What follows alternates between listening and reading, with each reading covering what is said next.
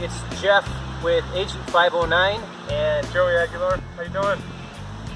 We're here today in Kauai, and I decided to, part of our Take Action series, Joey was going on vacation, so I decided to interrupt his vacation and join him. Yeah. So here we are, thanks to my wife allowing me to come with us today, so thank you, Angel.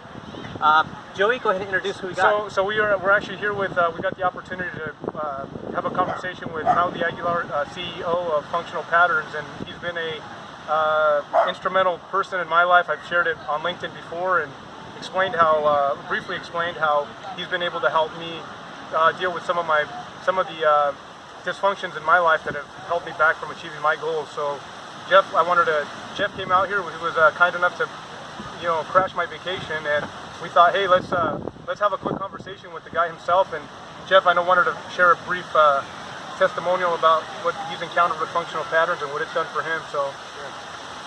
So about 3 years ago when I started Agent 509, I injured my back. It's January, and of course I've got to be able to work and provide because you start a new company. And I had a sciatic nerve occur, and I was in bed for 2 weeks.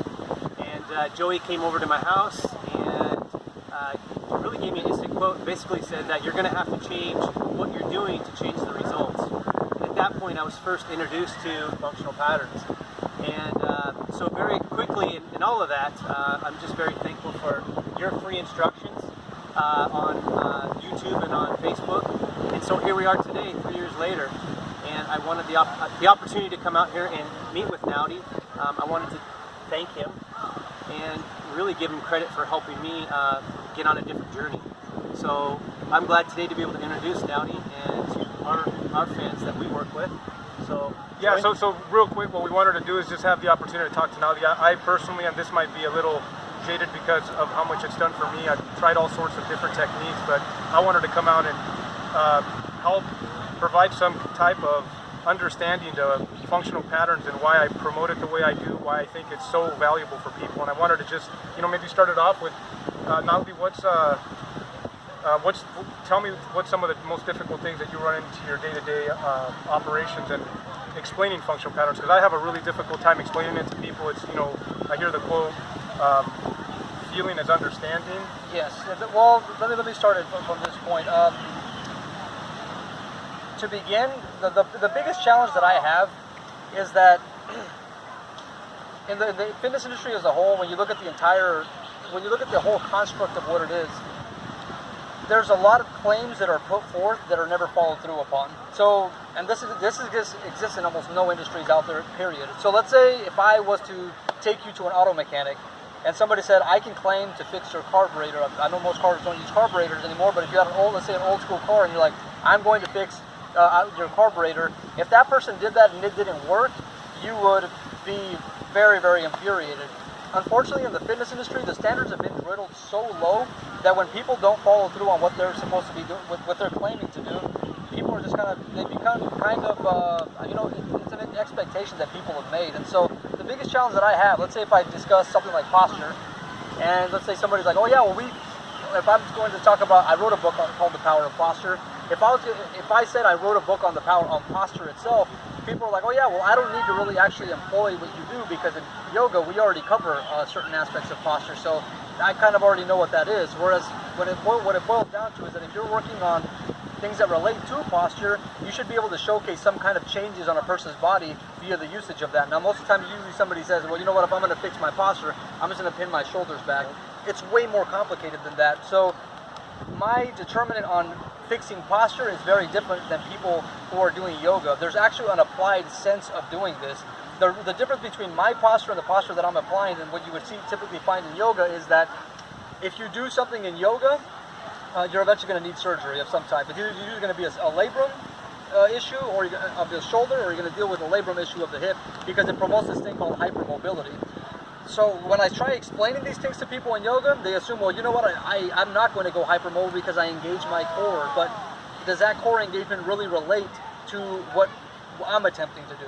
which at the end of the day, what I think that I bring new to the table that nobody's ever heard before is that when I think about training humans or training anybody, if I have my dogs are out here. If I think about training any organism, I look at it what its genetic presets are, and when I train them in relation to those genetic presets, that we get about really amazing things from that specific organism. So that's kind of the way that I typically go about explaining it. The problem is that most people don't really see the implications in it, even though it's probably maybe the most important aspect of what it means to be healthy as a human being. So let me pause you for just a second. And so explaining, so if you're listening to this, LinkedIners, you guys are people like myself and Jeff who sit in stagnated positions for many hours upon hours in our day in stressful environments. That's the reason we're bringing this to you. And if you're wondering, what is this guy actually trying to explain right now, that is even more of a reason for you to look into functional patterns and understand what is being explained here, because the human body is much more complicated than a carburetor. It's much more complicated than a car. We built a car, we didn't build a human. People can drive your car, they can't drive your body. And there is no techniques out there that are in that. Before I came on board with functional patterns, I myself considered myself to be a guru of fitness, and I had no idea what I was even talking to. I know there's a lot of people out there looking, watching, and thinking, what are these guys even referring to? If you don't understand, then you're that far behind the ball. All the professionals that are out there, you're planning so far in advance for your retirements, for your future life. And you're growing your asset base, but you've got all these liabilities looming in your hips, your knees, your shoulders, your neck. There's all these structural problems going on, and you're building a balance sheet right now, a personal balance sheet, and you're focused on that, but you're forgetting one of the most core competencies that no dollar figure can buy back, right? Absolutely. I mean, and that's why it's important to me, because I'm doing that just like you guys are, but I'm also not forgetting about this, because this is all I really have. At the end of the day, and for me to enjoy things with good friends and instructors, it's amazing. So, anyways, I wanted to pause that just because I want to make sure. No, absolutely. For those people that don't understand. Based upon what Joey's telling you, you guys really think about that. If you set yourself up for retirement, you actually you dial in everything that you need to do with your business, and so you can finally take some time off. What happens when you hit retirement and then eventually you can't move anymore? This is the most common thing that you find. This is what I've had to work with a lot in my career, and even in general, I train a lot of physical therapists. And one of the most common problems that relate to people when they've gone into retirement is that they can't even move anymore. They want to go travel somewhere, but they can't even deal with the hefty flight schedules that are involved with it. They can't go on hikes because they're suffering from constant back pain or knee pain, sciatica, whatever that may be. You have to consider that if you develop a relationship with gravity, and you develop a relationship with yourself as a human, and you ask yourself, what does a human actually need? What are the specific needs? And am I meeting those needs at a biomechanical level? When you ask yourself those types of questions, you get a new lease on life. Instead of adding 5 years, maybe 10 years to your life, you're talking about maybe throwing 30, 40, or 50 years into your retirement, where you're going to get to, really use those, or really get to, how do you put it, cherish those years a lot more. You're going to get more use out of those years because you actually have a physical body that works now. Now, if you look at, let's say, it's not for me to completely talk down like things like chiropractic or physical therapy and things like that. They're not accounting for human evolution. Somebody going in there and taking your joint and making an adjustment on it is not actually changing your structure. That never happened in nature. Muscles and bones were not meant to have that kind of impact. Benefit, absolutely, but is that going to change you in any significant way? No. What I'm trying to do is essentially give you guys a core competence that essentially creates those adjustments without actually having to have somebody go in there and do any kind of a brunt manipulation, or have to go in there with some massage, or trying to go in there with whatever it may be, whatever tool that may be. My perspective is that if you understand how your tool works as a human being first, all the things that you want in your life are going to tend to enhance themselves. If you become more proficient with this body, your stress diminishes because you're not in pain. Your energy improves because you're not fighting yourself when you're in your movement. And because of things like that, your brain is going to enhance. Your ability to make better decisions is going to enhance substantially. So this crosses several spectrums. Of course, I can only keep this to a certain level of talking points, just simply because I'm going to cross too far. But really the main fundamental, what you can extract from functional patterns from what you're not going to extract from most training systems is that, or any form of rehabilitation, is that the foundation of the premise of functional patterns is that we look at what human beings adapted to do, and we build our training and our mode of thinking around what we evolved to do, and we build off of that. Now, you have certain, let's say, you have certain things that you need. At some point, you need some kind of natural sunlight. You need electromagnetic frequencies at a certain level. These are necessities. So as we're out here hanging out in Hawaii, I moved to Hawaii with the intention to optimize my environment so that my body can facilitate this change at a gravitational level. But these are necessities. What I'm talking about, which is a big word around right now, it's called biohacking. You guys heard of biohacking? Yep. Everybody's talking about biohacking. Yeah, so it's like, so everybody's talking about biohacking, but most of what I'm talking about with sunlight is not an actual biohack. This is just something that existed in nature. What I'm actually trying to showcase to people are real biohacks. Nobody has ever played with gravity, which is what functional pattern is doing, and nobody's played with gravity in relation to human beings, which is what exactly we're doing. This is the reason that we're able to get astounding results that are showcased on a visual level, and there's actual metrics at a physical level where we can say, look, this person came in, they ran at a certain speed, they did 5 sessions with us, and they improved their speed by 2 miles per hour on average, which is pretty much what it comes down to, that after about 5 to 10 sessions, we can make people run about 2 miles per hour faster, and not only are they doing that, they're actually running pain-free. Now, I know physical therapy can't claim that, I know chiropractic can't claim that, I know yoga can't claim that, neither can Pilates. Not even most strength and conditioning coaches can't even claim that. I will make that claim because we've showcased that online. But again, it boils right back down to us focusing on these real biohacks. That's what I've been focusing on, is biohacking gravity and making it work for us instead of it being our enemy. You have to ask yourself, is gravity your friend every time that you're sitting at that computer, or is it your enemy? And most of you, almost all of you, it's your enemy. Your body has no idea how it relates to gravity, and functional patterns is primarily what teaches you to do that. And what I'd say, and I'm not going to even claim to summarize this because it's functional patterns is not the magic bullet. It's not easy. It's going to take a tremendous amount of commitment. It's a life changer, but I think it's something that from the moment you take it on, it's an instant relief and stress and pain that's worth the challenge, and in the long-term pace would pay, assuming you're still around in the future, it's going to pay out major dividends. I'm trying to get from Naudi is, this is if you put in what you need to put in for functional patterns, you're not going to have to settle for complacency. There isn't going to be any, well, you know what, if it doesn't work, then whatever. These guys are here to actually provide results. And for those of you guys on LinkedIn, I see these posts all day about results-driven businesses. It's all about results, right? That's what we want. That's why we pay money for things. So return on investment. And exactly. One thing, Joey, I want to add just 2 things, and I'm going to kind of put you on the spot here, okay? So 2 terms. What is vanity in your mind meets the definition of how you see it? Because that's a lot of working out. So you see a lot of that. I'll tell you this much right now, when I look around at people, even if I see them with a lot of muscles, I don't see good-looking people anymore. I see distorted humans that are trying to build muscles on a collapsed structure.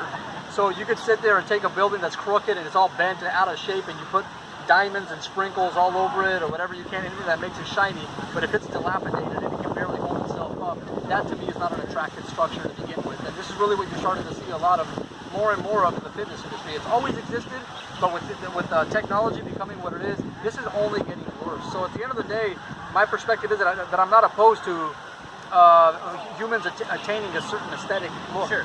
Now, but I want that aesthetic look to, instead of it looking like Ronnie Coleman or some fitness model or something like that, I want it to look like something that's probably similar to, like, Usain Bolt or something like that. To me, it seems like a functional human, one that thrived on the savannah, and one that will thrive with their physiology, one that will thrive with their mechanics. So at the end of the day, there is a certain aesthetic look that I'm looking for. There's a certain vanity, but our perspectives of vanity of functional patterns greatly differ. And I think a part of that vanity is how you think. That's number one. Can you think? I guess that leads into the second question, the definition of positivity. Because I think people going to your Facebook page, I know in the beginning, positivity may be different how you see it and how you explain it. And so maybe can you... I think it's phenomenal that you're even bringing that up, because this is something that people kind of throw my way all the time, saying that I tend to be negative because it appears that I tear down other paradigms that exist out there. But I see nothing more positive in terms of actually, when you have to ask yourself what negative and positive even are. Sure. Now, if we're going to bring it down to an actual physics equation and bring it down to human health, you don't want to be positive. You actually want to be negative. The more electrons you have, the more energy you have, the more electrons you can store, the more energy you have to tackle your days.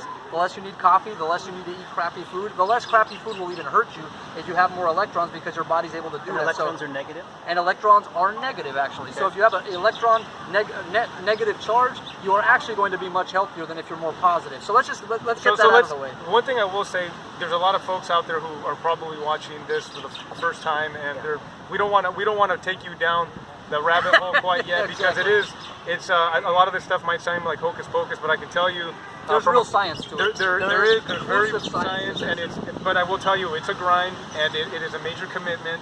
But if you're watching there and your hip hurts, or you have a shoulder pain, or you have some injuries, and you're wondering, hey, can these go away? The answer is yes, they can go away.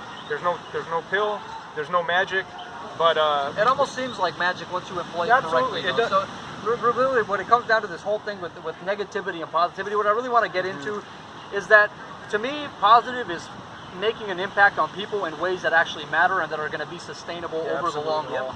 And when I look at yoga, what it does, when I look at Pilates, when I look at all the other practices that exist out there, their prerogative does not, they don't empower you to tackle your problems on your own, which is precisely what I do. And I don't think there's anything more positive in that regard than what I'm talking about.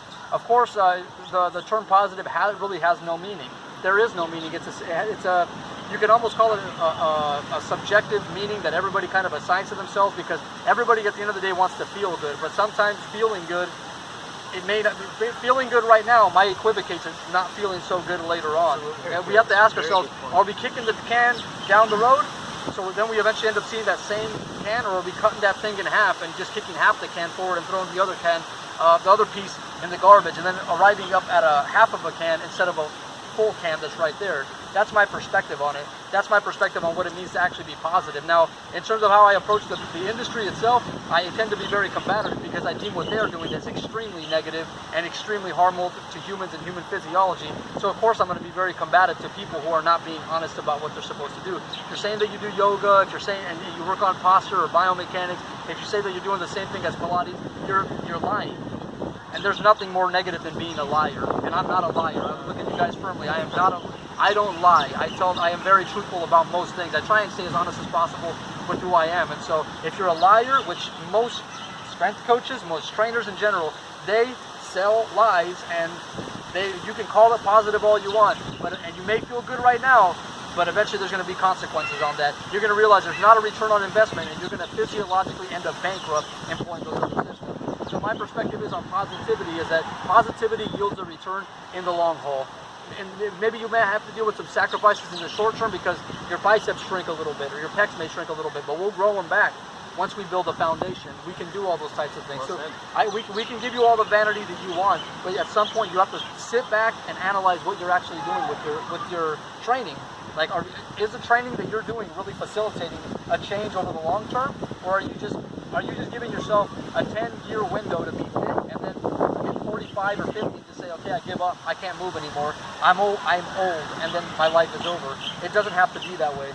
We can add so many more years. We train people into their 70s, 80s that move fantastically. They move great, and they're completely pain-free. So you can have a very, very long, healthy life. It just comes down to making that decision and saying, okay, what am I really trying to do? Am I really trying to make an investment into the future, or am I talking like I want to do that? Am I in debt, or am I not? Yeah, and that brings us back to the balance sheet and the financials, right?